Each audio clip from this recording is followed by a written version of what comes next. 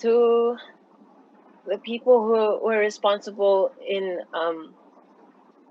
taking my mom away from me, I wish nothing ever like that happens to you or the closest people around you or your family, because it hurts, and I forgive all.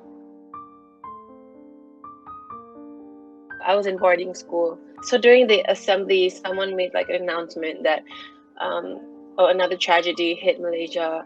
A plane was shot down, and then I noticed like some of like the teachers on like the stage, they were like pointing in my direction, but I was like making like, why are they pointing at me?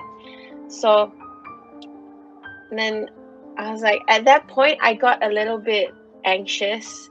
I could feel people were just like walking on eggshells around me, and that they were all like hovering me at one point, trying to see if I'm okay and everything. And I think at that point for me, I just knew that she's on it, and nobody had the guts to tell me that night or the first thing in the morning.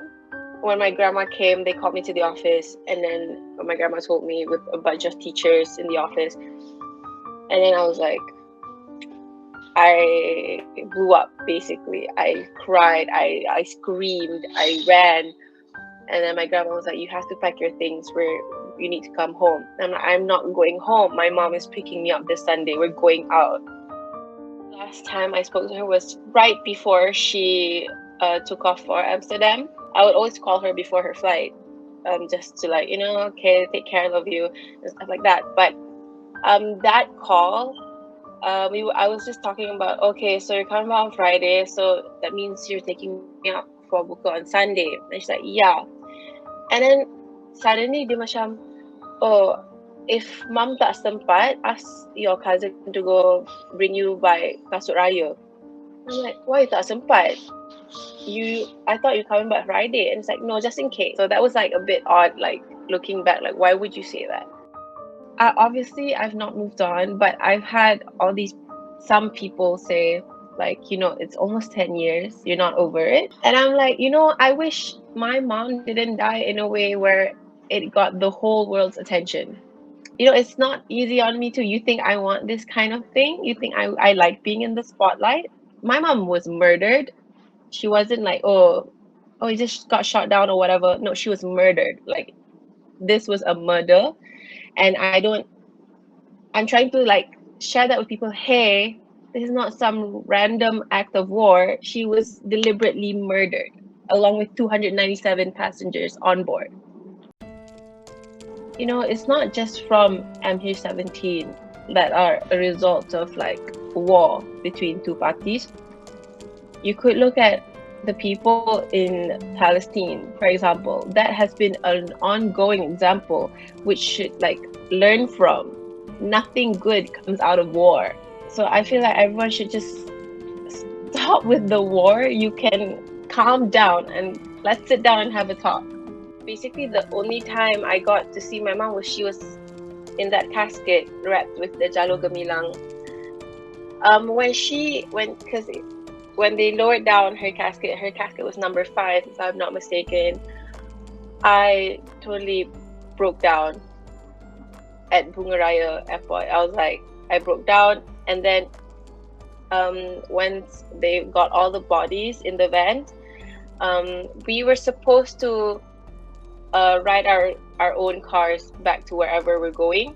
But when I saw my mom's van, I just rushed to the van and I entered the van. I was like, I'm gonna be with my mom. I don't care if you're gonna say no. You have to like pull me out of the damn van if you have to, because I'm gonna be here with my mom. This is the closest proximity I have and time that I have my mom left. So just let me be here in the van. My mom, she is a tiger mom for sure, because she's very garang. Like, I will not deny, she's very garang. But with her, if you don't do anything wrong, she will be your best friend.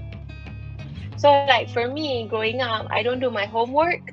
Yeah, don't think that we're close. She's gonna let it slide because she will make you pay for not like doing your homework. but she's like the best woman I know who cares so much for other people. My favorite memory is that whenever I get good grades for my exams, she will start dancing on the road, like despite if there's traffic, if there's people watching, she'll start dancing. She is my number one hype woman. She's my number one supporter. She will always talk about me to her colleagues. Like all her colleagues would know about me, even though I've never met them, but suddenly they know about me and they're like, your mom talks about you all the time. So when the incident happened, like a lot of them reached out to me and say like, we've never met, but your mom speaks so highly of you. She like your name is never like it's always there. She's always talking about you no matter what. If she's not talking about work, she's talking about you. 3 daripada 4 tertuduh yang didakwa menembak jatuh pesawat Malaysia Airlines MH17 pada 2014 disabit kesalahan oleh Mahkamah Belanda.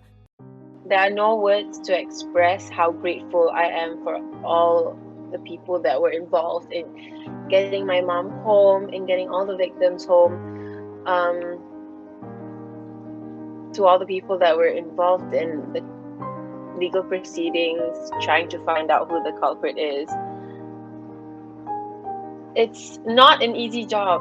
This thing has been going on for 9 years. They have been working on this for 9 years. I don't know anyone else who are more committed than these people who are trying to find justice for MH17. And to the people who were responsible in taking my mom away from me, I wish nothing ever like that happens to you or the closest people around you or your family, because it hurts you. And I just wish that you have the time to repent. And I forgive all. I forgive the people or the person who's responsible. Because I don't think I will be able to carry this hate and vengeance and revenge in me, because that's not a way that I want to live my life. I want to live my life being able to make my mom proud, and I don't think being vengeful or hateful is going to do it.